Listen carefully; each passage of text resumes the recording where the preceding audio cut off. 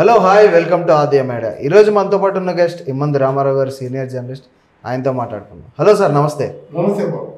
ఈసారి ఖచ్చితంగా నగరంలో రోజా గారు ఓడిపోతారని అంటున్నారు సార్. ఎంతవరకు నిజం, ఏంటి కారణాలు ఏంటంటారు? కారణాలు ఏంటంటే ఆవిడ అందరూ చూస్తుండగా తన ప్రాపర్టీ అడ్డంగా పెరిగిపోవడం ఉంది. తర్వాత అక్కడ ఎవరో రౌడీ లాంటి వాళ్ళు, కొంచెం భూగామందులు లాంటి వాళ్ళు చేసే పనులు తను చేద్దాం అనుకుంటే ఎలా కుదురుతుంది? మొత్తం దగ్గర ఆ తిరుపతి వెళ్ళేంత వరకు కూడా అక్కడ మట్టి లేకుండా ఒక స్పూన్ మట్టి లేకుండా మొత్తం మట్టి అంతా కబ్జా చేస్తుంది. రోజు కొన్ని కోట్ల రూపాయలు మట్టి మీద సంపాదిస్తుంది. అన్నయ్య గారేమో ఆవిడకి అత్యంత ప్రీతిపాత్రమైనటువంటి జగనన్న గారు ఇసి తినేస్తుంటే ఇవిడే మట్టి తినేస్తుంది అన్నమాట. ఇది అందరికి కూడా కంటగింపుగా ఉంది. తర్వాత ముఖ్యంగా కొమ్ము తిరిగినటువంటి నాయకులు అక్కడ ఉన్నారు. పెద్దిరెడ్డి రామచంద్రారెడ్డి అంటే చిన్న నాయకుడు కాదు, అసలు మొదటి నుంచి పడుతున్నాడు. ఇదేంటంటే చిత్తూరులో నేను ఉంటుండగా నేను చాలా కష్టపడి మొత్తానికి ఏదో విధంగా నేను మా పార్టీని గెలిపించాను, వైసీపీని. లాయర్ బస్సుల్లో ఏమో వాళ్ళందరినీ తీసుకొచ్చి ఓట్లు వేయించింది నేను. ఇవిడేమో మంచి పదవులు దండుకునే వ్యక్తి ఇవిడానా అని చెప్పేసి ఇద్దరికి అంతర్గతంగా కలహాలు బయలుదేరాయి. తర్వాత రోజా మొగుడు బాగా వసూలు మొదలుపెట్టాడు. రోజాల హస్బెండ్ కూడా సెల్వం అని, ఆయన కూడా అరెస్ట్ అవుతున్నారు తమిళనాడులో అని చెప్పి అంటున్నారు సార్. అది ఎంతవరకు నిజం? అరెస్ట్ అయ్యారండి. ఎందుకంటే ఆయన ఫైనాన్షియల్ ముగ్గులు చెందుతున్నాడు కదా. ఆ ముగ్గులు చెందు ఇది ఫైనాన్షియల్గా ఏదో ఇవ్వాల్సి ఉండే ఆయన వసూలు చేస్తే ఈయన చాలా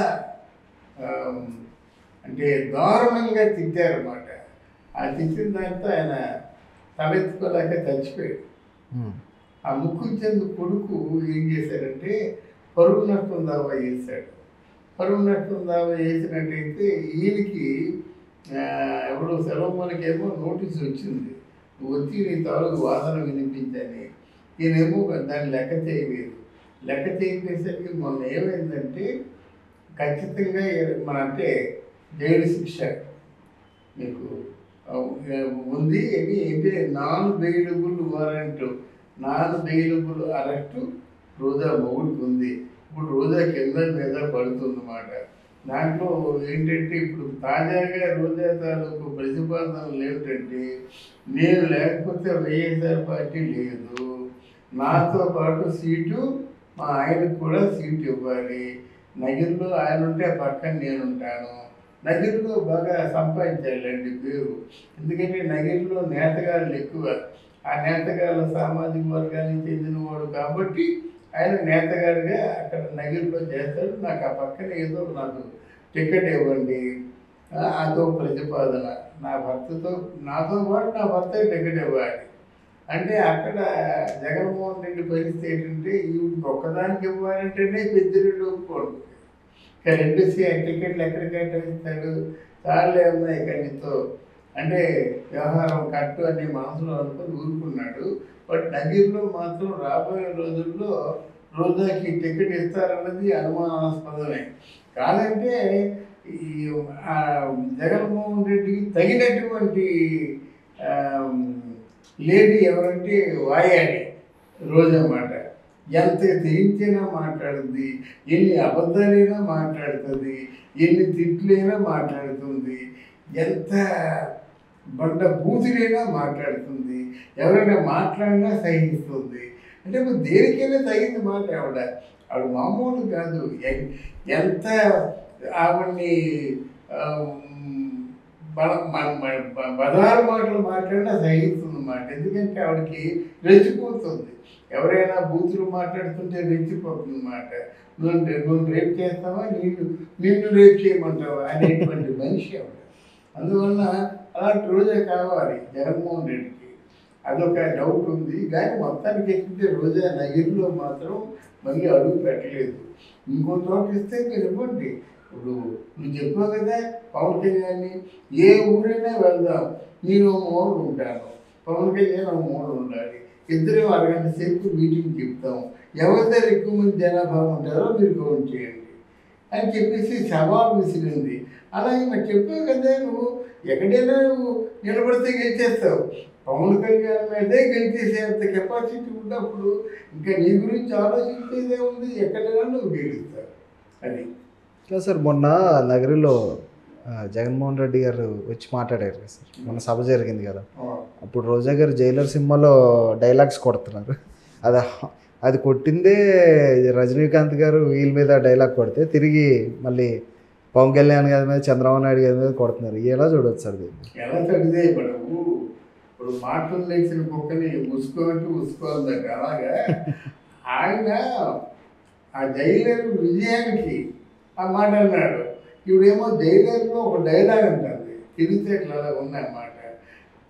అంటే యావగించుకునే వాళ్ళు అసహించుకునే వాళ్ళు అసహించుకుంటున్నారండి.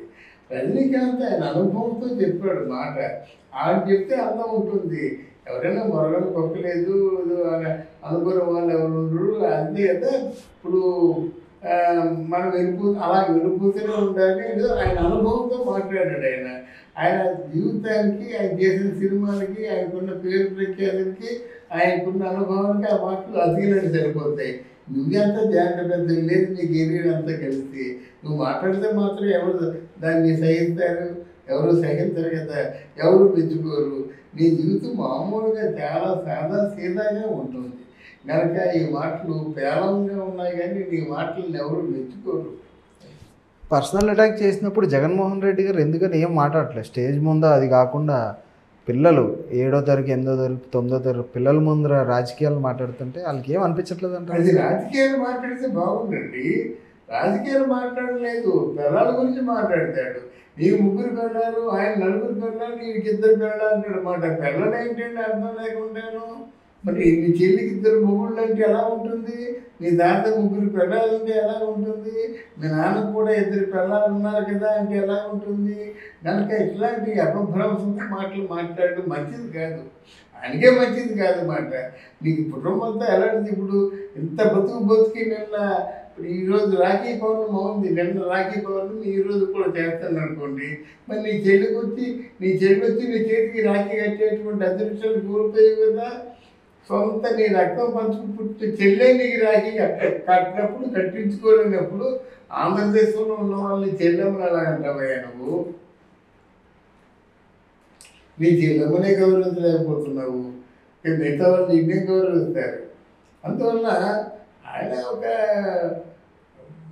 పైశాచిక ఆనందం అండి. డబ్బు అంటే ప్రాణం పెట్టేస్తారండి, ఆ డబ్బుతో తెస్తారు, అంతకంటే ఉంది. ఆ నాన్న చూశారు కదా, అన్ని వేల కోట్లు, అన్ని లక్షల కోట్లు సంపాదించి ఒక వాచి తొనకలు అయిపోయింది. కనుక ఏదైనా తీసుకెళ్ళాడా? ఇన్ని వేల కోట్లు సంపాదించాడు కదా, ఓ 10 రూపాయలు జేబులో తీసుకెళ్ళాడా?